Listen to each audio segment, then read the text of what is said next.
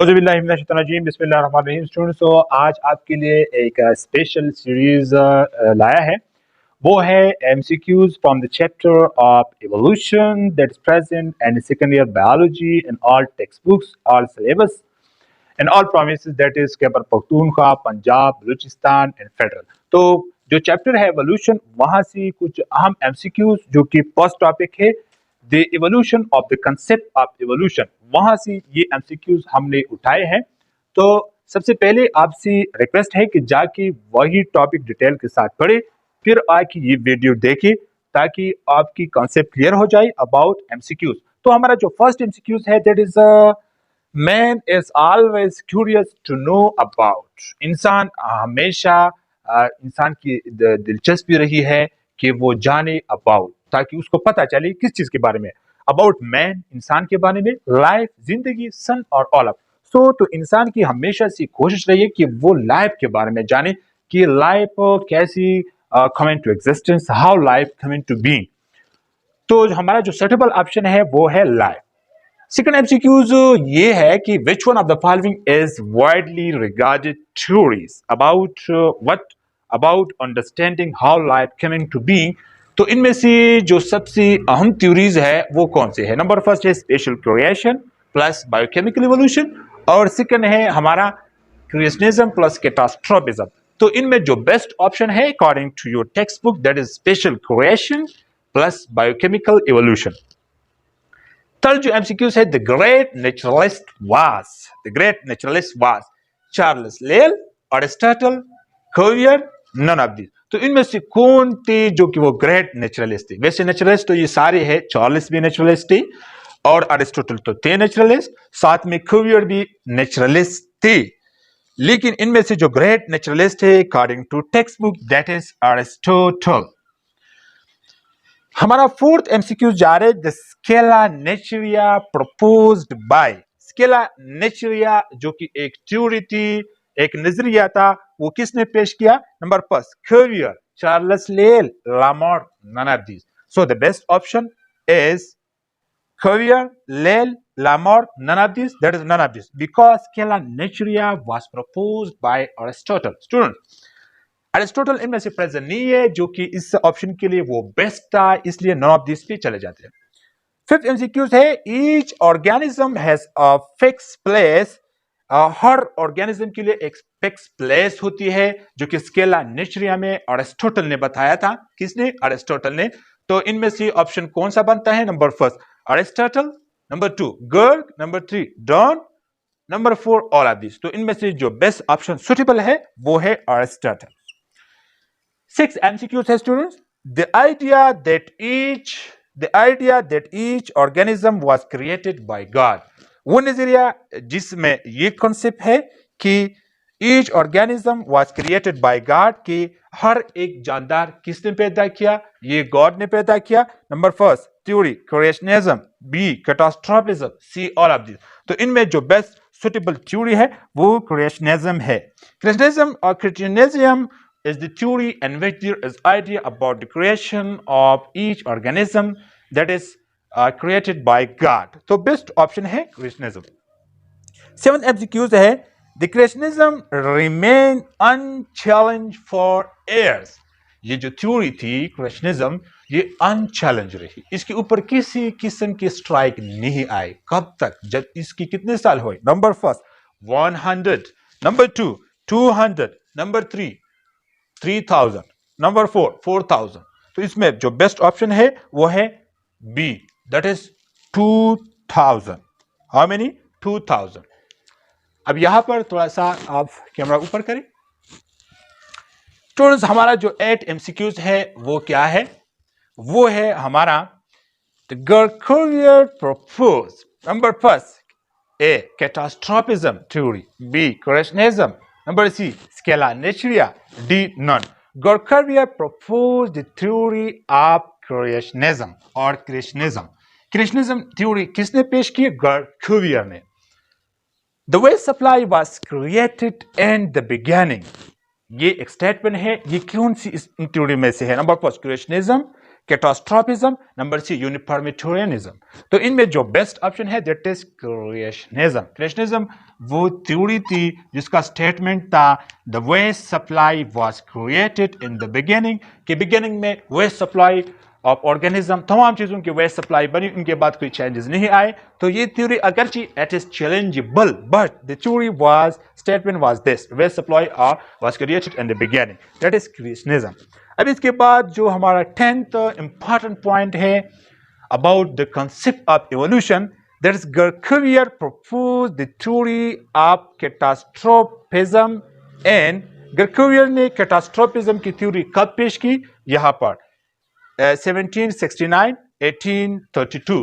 यहां पर एक अहम बात यह है कि हमारा जो 8 MCQs है यहां पर देखिए स्टूडेंट्स, हो यहां पर गर्कवियर प्रपोज, इसने क्रिएशनिज्म की थ्योरी नहीं पेश की बल्कि कैटास्ट्रोफिज्म की थ्योरी पेश की। किसकी? कैटास्ट्रोफिज्म की। इधर देखिए Cuvier propose the theory of catastrophism and इसका जो बेस्ट ऑप्शन है 1769 to 1832। क्या है? 1769 to 1834। सो जो डेट्स है वो भी लाजिमन याद किया करें। 11th पॉइंट है द सक्सेसिव कैटास्ट्रोफ प्रोड्यूस। जो कैटास्ट्रोफिज्म की जो थ्योरी थी स्टूडेंट्स, उनमें ये थी कि सॉइल के ऊपर या रॉक्स के ऊपर स्टूडेंट्स लेयर बनते हैं। क्या? लेयर। ये जो रॉक्स है जमीन के ऊपर, इनके लेयर बनते हैं। क्या बनते हैं? लेयर बनते हैं। तो यह है कि जो सक्सेसिव कैटास्ट्रोफ है जो हर साल बनते हैं, इनका क्या होगा? लेयर्स ऑफ रॉक्स, ये रॉक्स के लेयर बनाएंगे। बी लेयर ऑफ साइल, ये साइल या मिट्टी की लेयर बनाएंगी। Number C destroy many species, और डी है बोथ ए प्लस सी। तो यहां पर जो सुटेबल ऑप्शन है वो है डी। क्या है? डी। डी इसलिए है स्टूडेंट्स कि कैटास्ट्रोफिज्म के दौरान रॉक्स के लेयर भी बनते हैं, लेकिन साथ में वहां पर उन रॉक्स के जो लेयर बनते हैं तो मेनी स्पीशीज वहां पर उनकी डिस्ट्रक्शन भी हो जाती है। जो हमारा 12 पॉइंट है वो है the most recent generation is responsible for new creation. Cuvier, Louis Agassiz, C Lamarck, D Charles Lyell. तो कौन से इनमें से साइंटिस्ट थे जिसने बताया कि ये जो रिसेंट जनरेशन है, जो अभी अभी ये जनरेशन प्रेजेंट है, ये रिस्पॉन्सिबल है न्यू क्रिएशन की? तो इसने ये चार्ल्स अगेसिस ने कहा। किसने? Charles Agassiz. यहां पर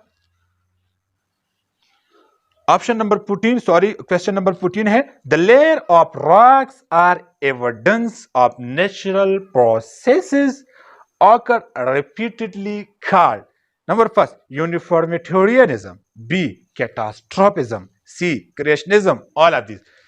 The layer of rocks are evidence of the natural processes occur repeatedly. Students, ये जो रॉक्स के लेयर है और रिपीटेडली ये जो हमें फॉसिल के बारे में बताते हैं, जो इवोल्यूशन के बारे में बताते हैं, जो एक के ऊपर ये लेयर पड़े हैं यूनिफॉर्मली, तो इस थ्योरी का नाम था यूनिफॉर्मिटेरियनिज्म। क्या था? यूनिफॉर्मिटेरियनिज्म। 15 नंबर क्वेश्चन है जेम्स हटन एंड चार्ल्स लेल कंटेम्पलेटेड द प्रोसेसेस ऑफ। दो साइंटिस्ट, एक का नाम था जेम्स हटन एंड दूसरे का नाम था चार्ल्स लेल। दोनों ने क्या किया स्टूडेंट्स? दोनों साइंटिस्टों ने ये जो इवोल्यूशन है, इस प्रोसेस के पीछे जो इनके कारण है, तो वो इन लोगों ने किसके ऊपर डाला? ये इन लोगों ने कहा कि वाइंड इसके पीछे इसकी वजह हो सकती है, वाटर या अर्थक्वेक या ऑल ऑफ दिस। तो 3 ऑप्शन है कि वाइंड हो सकती है इवोल्यूशन के पीछे कारण, बी वाटर हो सकती है, सी अर्थक्वेक, ऑल ऑफ दिस। तो इस थ्योरी के पॉइंट ये तीनों थे। क्या थे? तीनों। कि जेम्स हटन और चार्ल्स लेल ने दोनों ने कहा कि forces which are responsible for evolution that are wind, water, earthquake etcetera. अब यहां पर देखिए स्टूडेंट, 16 नंबर क्वेश्चन है द अर्थ वाज इटर्नल, कि जमीन ये पैदाइशी है। ये किसने पैदा नहीं किया? नऊजुबिल्लाह, ये तो अल्लाह ताला ने पैदा की, फिर भी ये एक थ्योरी है। तो James Hutton, Charles Lyell, both और डी नन ऑफ दीज। तो इनमें से जो बेस्ट ऑप्शन है that is C both. James Hutton और चार्ल्स लेल दोनों का अहम पॉइंट ये था कि अर्थ वाज इटर्नल, अर्थ इटर्नल है, मतलब यह है कि ये हमेशा के लिए है। No stage of beginning and no prospect of an end. No stage of beginning and no prospect of an end. कि ना कोई ऐसी निशानी है शुरू से, ना इसका एंड है। यानी कि ये जो दुनिया है, ये जो यूनिवर्स है, ना इसका आगाज है और ना इसका इख्तिताम है। ये किसने कहा? Number first Darwin, C B Lamarck, C Hutton Lyell, D B both A and B. तो स्टूडेंट्स ये किसने कहा? No stage of beginning and no prospect of it in Hutton and Lyell. इन साइंटिस्ट ने कहा जो ऊपर वो कहते थे earth was eternal. 18 number point है Lamarck was a French biologist explain evolution on the basis of. Lamarck एक नेचुरलिस्ट बायोलॉजिस्ट जो भी थे, तो वो एक फ्रेंच बायोलॉजिस्ट थी। उसने कहा कि एवोल्यूशन की जो बेस है वो क्या है? Number first acquired characteristic. Students acquired characteristic वो कैरेक्टरिस्टिक होते हैं जो कि वो genetically from parents to offspring process नहीं होती और पास नहीं होती, जो कि वो लाइफ में एक्वायर होते हैं, लाइफ में गेन होते हैं, जो हर इंसान और हर जानवर के लाइफ में वो खुद से आ जाती है। स्टूडेंट्स वो एक्सपीरियंस से भी आ सकते हैं, मुख्तलिफ वजूहात से आ सकते हैं, लेकिन जेनेटिकली ये नहीं होते। तो स्टूडेंट्स लामार्क ने कहा कि जो इवोल्यूशन की बेसिस है वो एक्वायर कैरेक्टरिस्टिक है, जो कि वो रॉन्ग है, जो कि वो गलत थी।